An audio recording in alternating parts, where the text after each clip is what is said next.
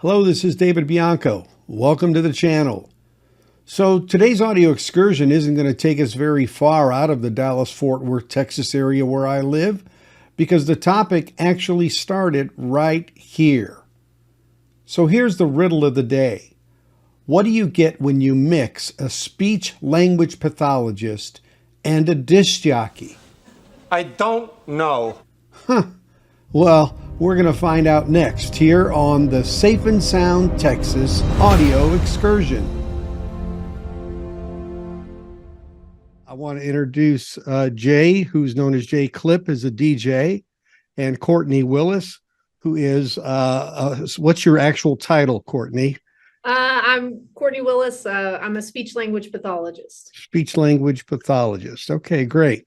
Well, you might wonder why I'm having folks that are speech language pathologists on the channel, but this is really an interesting story of that I discovered through a local television station. Had a video and a story online that I caught, and it really got my attention because a lot of us here in the vinyl community especially are really drawn to music. I did a video here about a month and a half ago about how music impacts our brains and how we can recall things so well, and really the way the neuroscience a bit of music and how it interacts with people.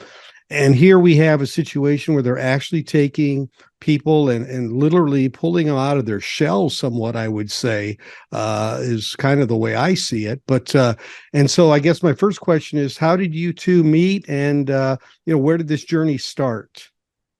All right, well, Courtney, I'll let you take it. Ladies first. Okay. Well, Jay and I had been friends for a long time, and then he and my husband were friends. I guess when they first moved to Dallas, Okay.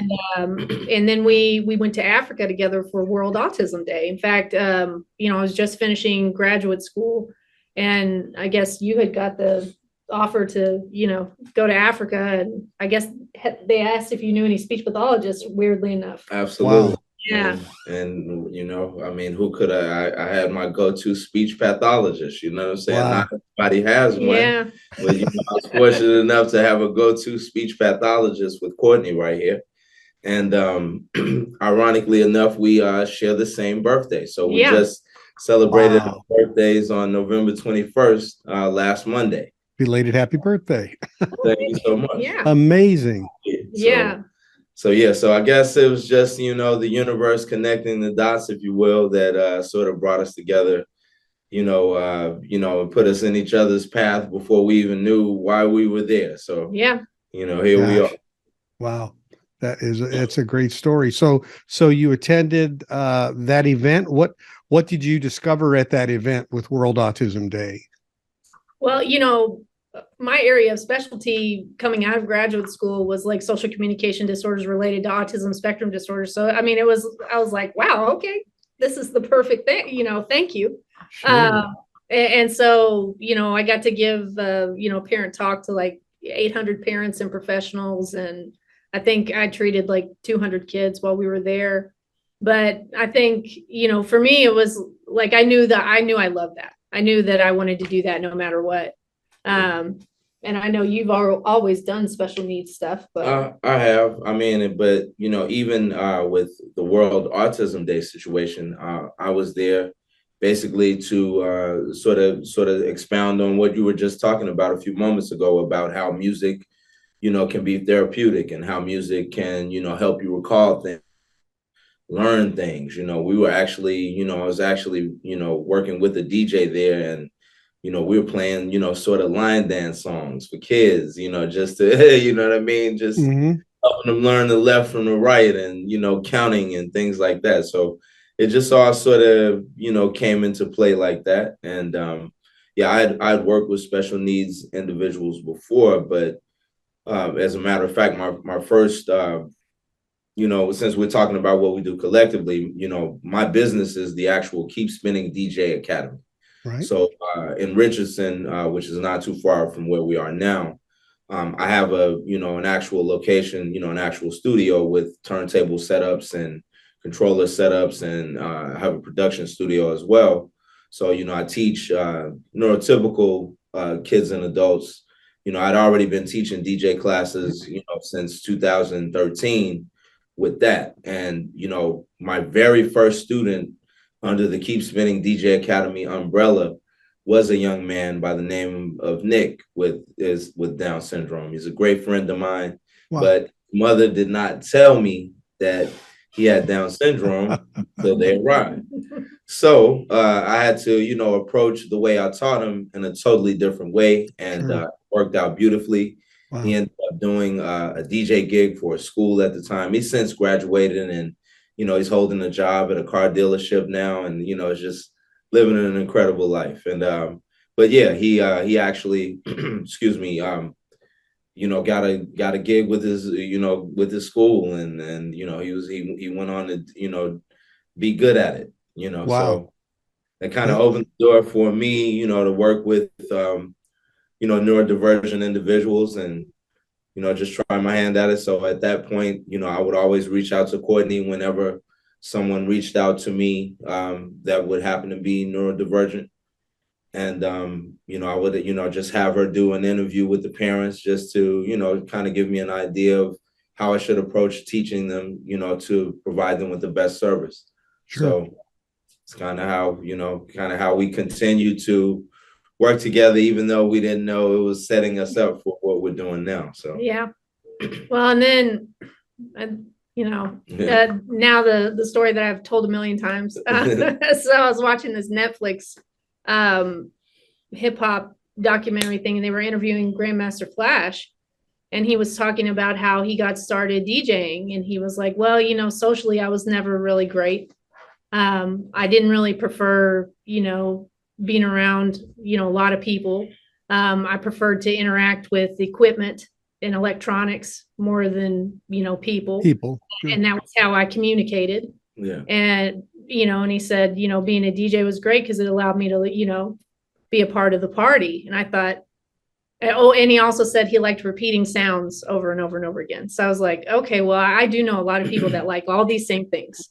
And so, at that point, I happened to be going over to Jay's house, and I was like, hey, what if we combine these two, why don't we do this together? And do inclusive DJ class, and of course he was, 1,000% on board. Sure.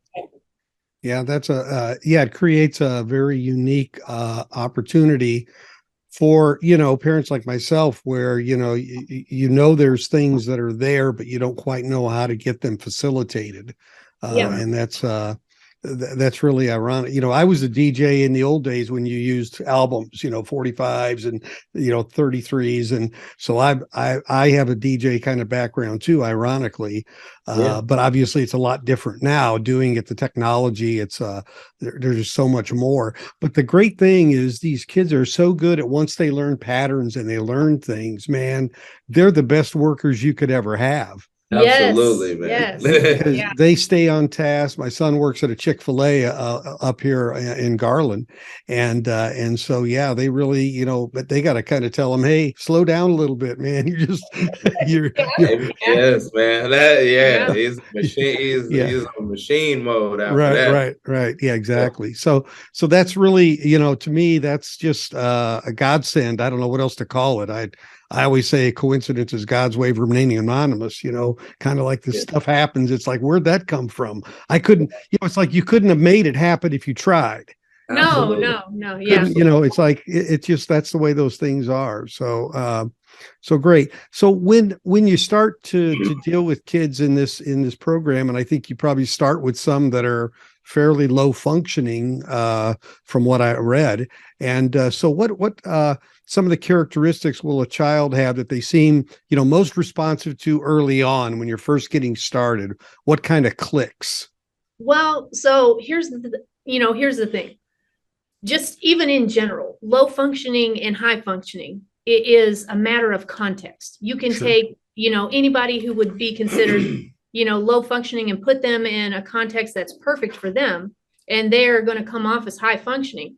And really, it's just how we experience their autism is what we're calling lower high functioning. So, really, wherever they are, that's where we meet them. And it's always okay. And so really in the beginning, it's just kind of figuring out what they like and what they want to do. Right. Yeah. Yeah. And like you said, you said this in the news story, and I know I'm probably going to misquote you, but it doesn't matter. But Yeah. when you've met one person with autism, you've only met one person with autism. That's right. No, Yeah. Okay. That was it. Okay. Well, Exactly right. Yes. No, and I know when you first hear that, I mean, I knew what you meant immediately, but a lot of people would think, what did she say what she meant? You know, and it's just like everyone is so different. And like you said, usually when people say high functioning, they kind of mean, well, they can talk and converse, Sure, you know, sure. and that's generally what they mean. But you're right. There are certain categories or things that some are very high functioning in beyond that. And so you've got to pick it up, like you said, where they're at. And that's the so are these these kids coming into this then I mean I'm sure the objective, maybe not of all of them, is to become DJs, or is it to just really grow in their capabilities in general? I think there's probably a mix of all of them. And you know, going back to what you were talking about earlier, I think our first step is making sure that the situation for them is high functioning, that we create that high functioning context. Right. Yeah, perfect. So, but, you know, some of them, yeah, that's like, they've been their dream for their whole life, is that they want to be a DJ, you know, and they're working towards that and doing a great job. You know, some of them, Lord, I don't know. Right. But, you know, some of them, they just want to come in and have some fun. I mean, and like Sure. all of those are like, everybody's goal is a human goal. You know, Right. it's a goal that people have. Yeah. So, But they're engaging in such a new way, in a fresh way, and a path that they probably wouldn't get to. You know, a lot of kids, they end up, you know, sitting and, you know, watch video games or do whatever they do. And those things, I mean, I just think people need a variety of capabilities. And I think this interaction is really great. And, you know, two people that are professionals yourselves in their own right, you know, bringing this together for those kids is just so commendable. You know, I just think the kids, you know, it just does a special thing in your heart. It's really rewarding when you work with these kind of kids. And yeah, it's until you experience it, I think people can't realize. It's like my son went to a school named Notre Dame here in Dallas area. Yep. And so, you know, those kids, it's just a whole different world, but they have so much opportunity to do that. And so you did say you had one kid who was actually was doing some gigs, and he's working in a regular job, and I'm sure you have many of those stories. Do you know how many kids have gone through this spin the spectrum process? I'd say about so far I would say maybe about 30 kids. 30, Yeah. 35 kids. Okay. And so what's the regiment or to it, or how often, or how does that go? Well, we do we do the sessions in groups of 4, and they are 45-minute sessions each. And both myself and Courtney are in the session with the student, but and they're once a week. And they're once a week. Yeah. I mean, and, you know, for the most part, everybody ends up, you know, coming back and just buying groups of, or, you know, doing groups of 4 for the lessons. But, you know, really we, you know, figure out what it is that they want to do. And then, you know, I spend probably the first part of my, you know, time kind of observing them and seeing what supports are going to best fit their, you know, learning style. So in essence, you know, just like when you've seen one person on the spectrum, like when you've seen one of our lessons, or, you know, one of our groups of lessons, you've just seen one, because it's totally individually tailored to each student. It is. Yeah. And ultimately, just to kind of just piggyback off your earlier statement, we do, you know, want some of our students to become DJs. Okay, great.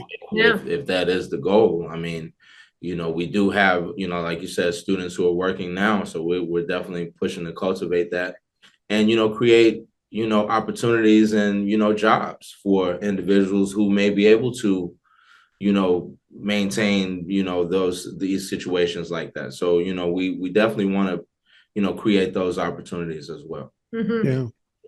Yeah. I saw on your website you had you had different kind of classes. You had inclusive DJ education, inclusive music production, DJ education camp, production camp, workshops, pop-up camps. Can you speak to how those operate?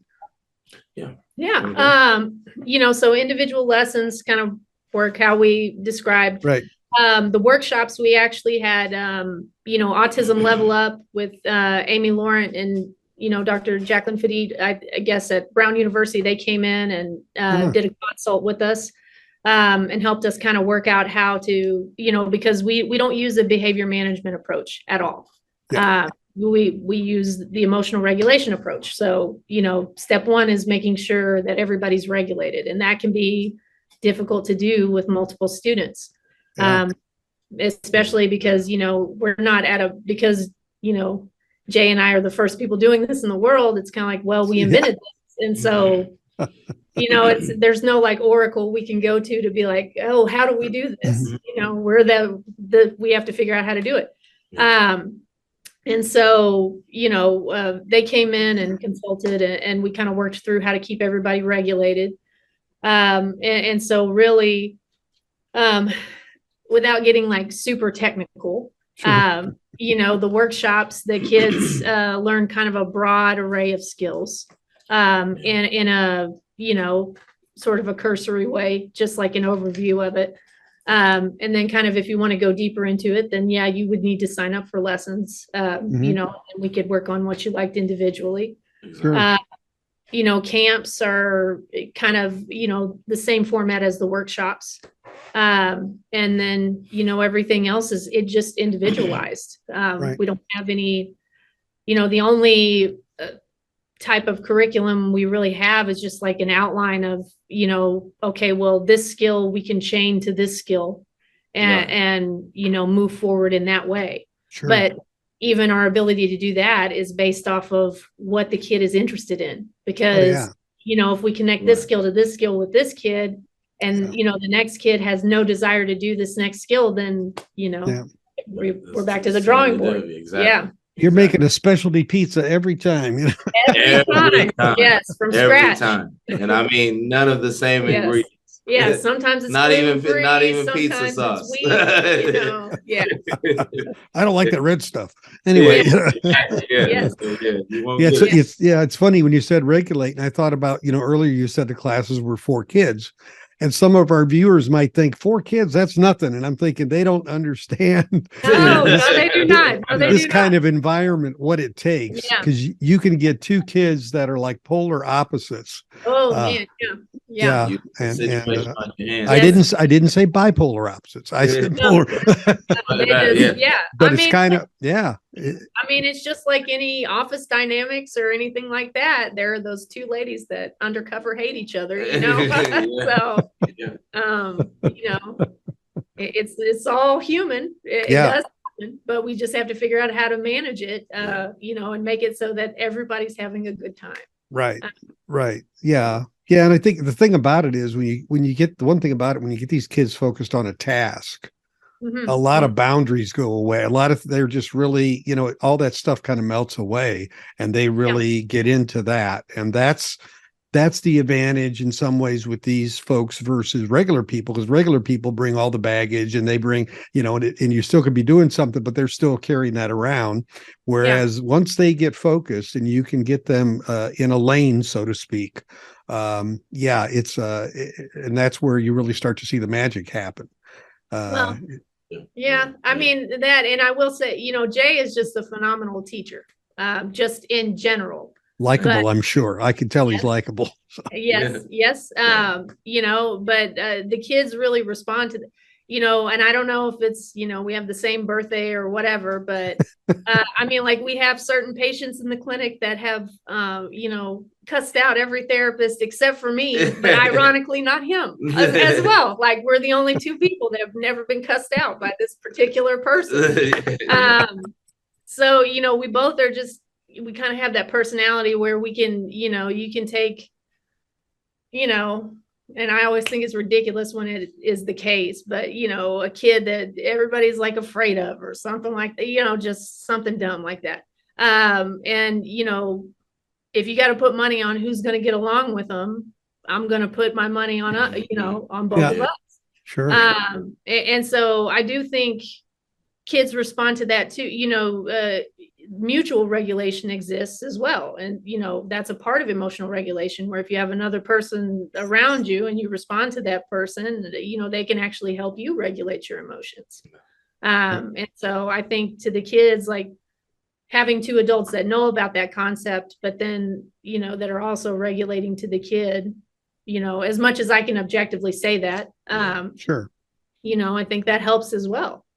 I mean, the kids are they're smart, man. Like they're totally in tune. Like they know when an adult isn't right. Like they know it. Yeah. Like they feel it, and they you know, they don't respond well to that. And you know, Courtney has told me before that I have what's called the it factor. Yep. But it's just really with me, just treating people like you would want to be treated yourself. You know, how would you want someone to treat your child? How would you want someone to treat your little brother or sister or something like that? So, you know, I wouldn't want them around anyone who wouldn't have the amount of patience that's needed to work with some of our students. So I just would rather them not be around them at all. So sure. Yeah, because it does, until you learn the idiosyncrasies, because like my son, it's like to get him to do something. I mean, if he's listening to a song, we got to basically say, okay, after that song's finished, then, but if you try to break it off in the middle, you're done. It's over. You lost. Yeah. Totally. Yes. And they lock up tighter than a drum, man. They just, it's over, you know. And he's really into Taylor Swift. Okay, here we go. Okay. And yes, his sister got him tickets, but you know, so he wants to be called Taylor. So we're fighting this, and it's like, well, at least it is a guy's name, at least, you know. It's not like calling Barbara. You know, So it worked. They had him change the badge and that. And then he said, "Can you change the paycheck to say that?" And they said, "No, oh my God." It's like, that's a little bit of a bridge too far. We can't. Uncle Sam. You might run into a few technicalities with that one. But it just goes to show you, though, how deep these things can run, you know. And I mean, it's taken me a long time to learn, you know, don't. Because I've got 8 kids, so I grew up you know, a certain way with all of them, and then he came along. He was our last, and so it was like, oh boy, I think he came here to teach me. Most of the time, that's what you end up feeling like. Exactly. Because I know I've learned a lot myself in the short period of time we've been doing this. I've learned a whole lot. You know, I can only imagine, you know, just being a parent, you know, it's a whole different learning curve at that point. Yeah, to the smallest things to the largest, and sometimes the smallest things are the largest. Yes, to them, you know. And it's kind of like 180 degrees, right? But when the thing is, once you get them on a pattern, once you understand that, then you know, it makes everybody's life easier at that point. That's for sure. Yeah, there's no doubt. Yeah. So what do you see as, I mean, obviously, you can only do so many. You only have so much time and so much capability to do that. Jay, I know you run a business, and you have a business as well. Is it called Speech Wings Therapy? I think it's called. Yep. My private practice. Yeah. So you have a private practice as well. So this is a mission of love, I think, coming out for Spin the Spectrum, which is so awesome to see. And I'll talk to you guys offline. I'd like to work with you and help you out any way I can, because I think this is really something that should be duplicated in other parts of the country where it's possible. But you guys had the right mojo right from the get-go. But I guess, you know, the formula is there. The formula started, I guess. And, you know, I was going to talk to Jay about technology. You know, the technology now is so advanced and so relatively easy to do compared Yeah. to when I was doing DJ work and, and physical records and 4-track tapes in the studio and all that kind of stuff. I mean, that was it wasn't, I could imagine that would be more difficult for these folks to deal with than what they have today being digitized. Yes. Well, I too started in that same lane. Like, I was very, young when I started, probably too young to be in some of the places I was in at the time. But, hey, Yeah. we've grown up since Do what you then. got to do. Yeah. But yeah, the days of vinyl and turntables and mixers and having to take the amps and speakers and everything. Oh I yeah. did that too. Oh I yeah. did. Yeah.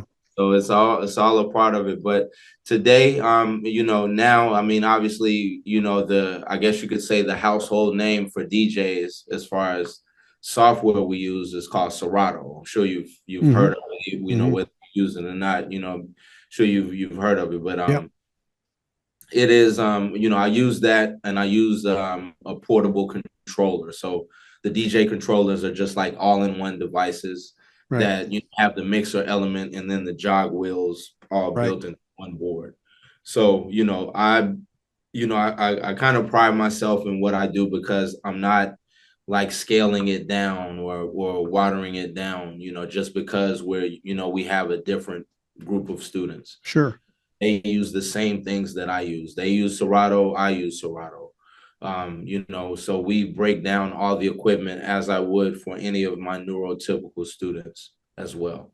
Cool. So, just to get it there. I mean, but who's to say again, if we have a student who comes along and then they are, interested in learning, how to, drop a needle on a record, then Mhm. I mean, hey, we can do that too. Mhm. So it's, I don't want to limit it to anything, but, I do go with what's actually easier to use, Sure. ease of use, and, what's also going to be affordable for parents Sure. should they want to purchase Right. this equipment for their children. So, I don't, there are many different levels of it. I mean, you have controllers that are $2,500 and you have the one that we use with our students is $250.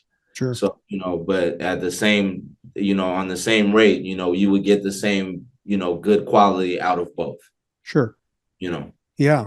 Well, that's good because I mean, it's not like they're using something from Fisher Price. The stuff they're using is the real deal. Yeah, it's the real deal stuff. Yeah. Yeah. And I was glad to see that in the videos on Channel 8 because I was wondering what you were using, and I said, yeah, that's whatever brand it is, Newmark or Audio Technica, whatever it is, Pioneer. Yeah. It's the real deal because that's what they're going to run into. That's what they're going to need to use. Why not? It's not that they don't have the capacity to do it. I think it's more sometimes I think people have the fear they'll break something, but other than that, it's kind of like those things can take a little bit of a beating, I think, in general. So I think that, that goes into, us as far as, them maybe even making the attempt to break something. I mean, we haven't, fortunately, knock on wood, we haven't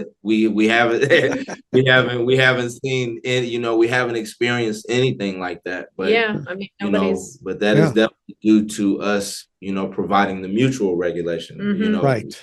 As well. Right. So Well, yeah. So they don't even have they want to play with it and have fun. They don't want to take it and smack it against the wall, slam it on the ground, But the other thing too is that because Jay's been doing this for a really long time and he's like one of the top people in his field.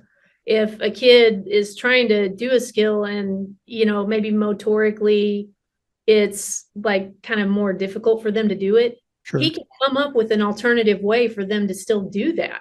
Because he has like this vast knowledge of all, like every possible way you could do it, even if it's like totally not traditional. And Sure. If you were just maybe somebody who hadn't been doing it for very long, Right. you'd kind of be stuck and think, well, this is the only way you can do it. Well, for him, that's not the case. Let's figure out another way. Right. And again, the digital world gives you more options that way than the analog world. The analog world is, it's a whole different deal with tape and everything. So you guys, pretty straightforward. yeah, it is. Yeah, it is. So what would you say are kind of any objectives you guys have in terms of direction or growth, or are you happy where it's at? Or, if you were to say the one thing I'd like to be able to do in the next few years is fill in the blank. Oh yeah. Well, I mean, no, we're never going to be happy where, that's Okay. not our mindset. Sure. We definitely want to grow. We want to train, more instructors. We want to do more workshops, throughout the US to eventually, lay the groundwork for maybe setting up some satellite programs. Yeah, that'd be wonderful. We're working on kind of a set loose curriculum for how to do this, because it's not something that you can be, you can't just be a layman and be like, hey, I'm just going to go teach autistic kids to DJ. It doesn't work like that at all. Like, you have to have a background in it, and you have to kind of know what's going to work, and then you have to be able to train the other people around you, and they have to be the type of people that are going to listen to you and just go off and do their own thing. Because it takes a certain discipline, it takes a certain care, it takes a certain tolerance, and it takes a certain special type person, I think, to do that beyond the technical side. Yeah, because you're not going to get the normal reactions, responses, and things that we normally will get. So we got to know how to deal with those, obviously. Yeah, I think you just have to be able to see, we have to have people that see people, and that's what they see. They don't see the behavior. They don't see what's going on the outside. They see the person, underneath all that. Mm-hmm. But then beyond that, we want to eventually grow this to where, we have more autistic people, it's more autistic led. To where, we're helping people book gigs and making sure that they're paid fairly and, have a way to support themselves. Yeah. And then, we also have seen, just for me being a speech pathologist, that's a neuroscience degree. And from where I graduated, the Callier Center, it's a real heavy neuroscience master's degree in order to be come out of there a speech pathologist. And I actually got to take, scientific assessment from Christine Dollahan, which was one of the people that disproved the bell curve. And I paid attention in her class. And so just from what I've seen, out of the kids we've had, I know in science, like nothing is ever like 100%, nothing is ever supposed to be 100%, and you're not ever supposed to see developmental leaps, across all groups.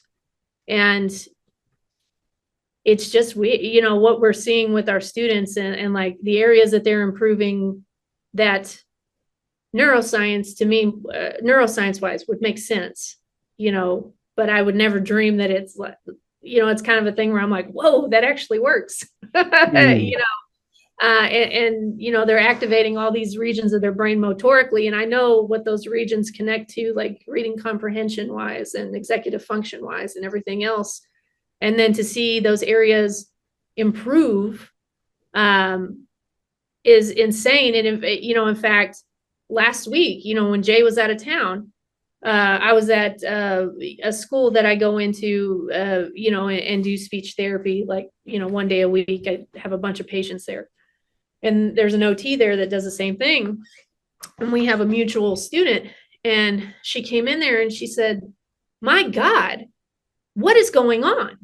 And I said, what? And she's, and this was our mutual student, said, this is just insane. This student can take, and this is a student who, prior was classified as developmentally delayed occupational therapy, in terms of hand-eye coordination as it relates to occupational therapy. This student can now take 2 tennis balls and bounce them across from each other and catch them with their hands, and has progressed, an insane amount in an extremely short amount of time, to the point where they no longer qualify as delayed. and hand-eye coordination. And on top of that, this student has made, gains in initiating socially and reading comprehension, just all these crazy areas where you just wouldn't expect something like that. And I know correlation doesn't equal causation. I do know that. But I also, because I've known the student for a very long time, I know the only extra thing that they're doing that has been added in this, amount of time where this improvement has happened has been DJ classes. And I mean, I don't think that it's that far-fetched that if they're doing all these different things on the controller, that would there's coordination between, like, when you're gonna fade from one to another and all that. That's all coordination. Yeah, and this student is doing all that. Yeah, you're triggering parts of their mind that have probably been I don't say dormant, but not triggered. Let's put it that way. Well, yeah, nobody's probably really, targeted for sure. Sure. Yeah, that makes perfect sense to me. Because mixing is all about, fading and cueing and all that. I mean, yeah, OT wise, you're crossing the midline and all of that, Yeah. I'm telling you, I wouldn't doubt that one bit. Down to nut, neuroscience wise. So yeah. That to me, that makes perfect sense, but it is kind of like it's a weird connection, like, of all things, but it's, but it really does go back, like you said, to the science, the way the mind works. And, it really just always goes back to that. And I think that, these folks have so much potential, and most times it's not tapped nearly as much as it could be. And I think problems is academically, a lot of times people try to treat them academically and like they would anybody. And it's like I say about my son, I said, it's really not that big a deal that George Washington was the first president, to him. That's not really the deal here. He needs to know how to function. Yeah. Yeah, I've never gone to a job interview where they were like, label these 500 flashcards. I've never had a flashcard test on an interview. It's not like they're going to go on Jeopardy. Okay, let's put it where it's at. It's not like or approved. Right. No, but that's a great example of that coordination that happens, and opening up those windows that are within them. And seeing them from a perspective of just a person doing something, and then the side benefits that come from that. And I think that's what's so interesting, is that you can't approach this in a traditional sense these ways, and it's that's why we sent him to a school, because we had first sent ours to, and he went to a special needs program, and it really, those poor, they're trying to fit a square peg into a round hole. And it doesn't help anybody. It doesn't help the other kids. It doesn't help the teacher. It doesn't help the special needs kid. It really is difficult. And that's why when we put them in here, in this school, Notre Dame, it was like that's their deal. That's what they do. They know what matters, what doesn't. And so this kind of program focusing on this kind of activity, whether they use it for a career or not, I think is going to broaden their skill set as a human being. And that's obviously that's the goal. Yeah. That's the objective. Well, it's just amazing, really, that and you've been doing this since when? How long you've been doing this? When did this start? I mean, Spin the Spectrum, we've been going for a little over a year now. Mm-hmm. So okay. Really new, very new. Yeah, very new. Maybe a year and about 4 months. Really? Yeah. Like yeah. I think, our nonprofit certification came through like January. Yeah. We were doing it kicked before it off then. last summer. Yeah, I will be putting a link to this in the description here on my channel, and I will tell you right now, I'm going to be donating from my company as well to you guys. I think it's it's almost the end of the year. It's a great time to get those tax deductions up, folks. We're in the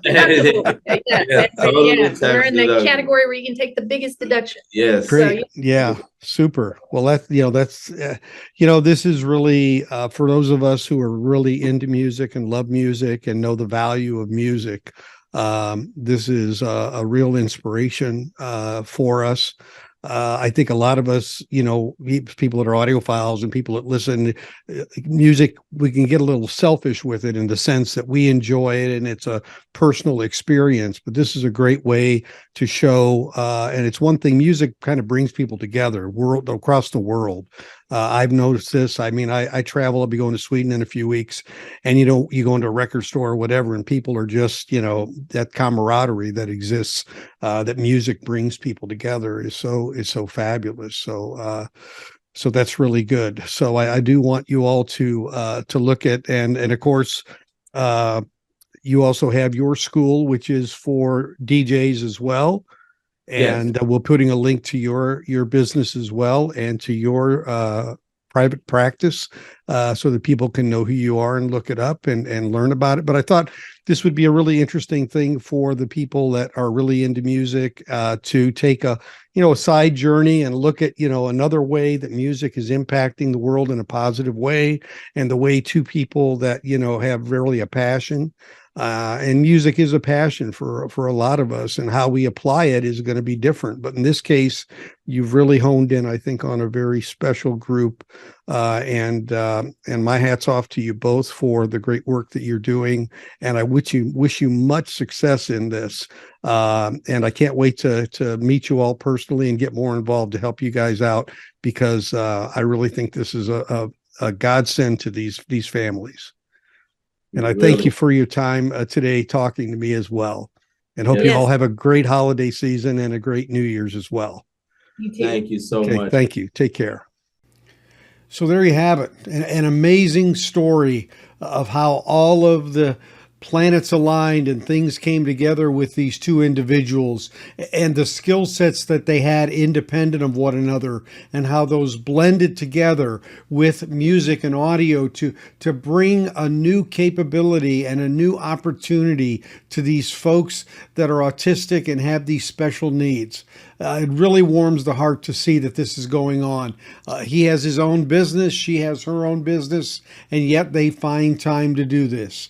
And it shows what the power of love can be. And the music is all about love too. We know it's universal, we know it's global, and this is another great example of how it really delivers. So for now, if you enjoyed this video and like to see others, please click on the subscribe if you haven't already. The black bell will get you those reminders. If you like the video, a thumbs up is appreciated, and comments, especially on this one. I'd really like to hear your thoughts on it. It really was a special topic to me. So for now, as always, I say thank you for watching the audio excursion here at Safe and Sound, Texas. Take care, everybody.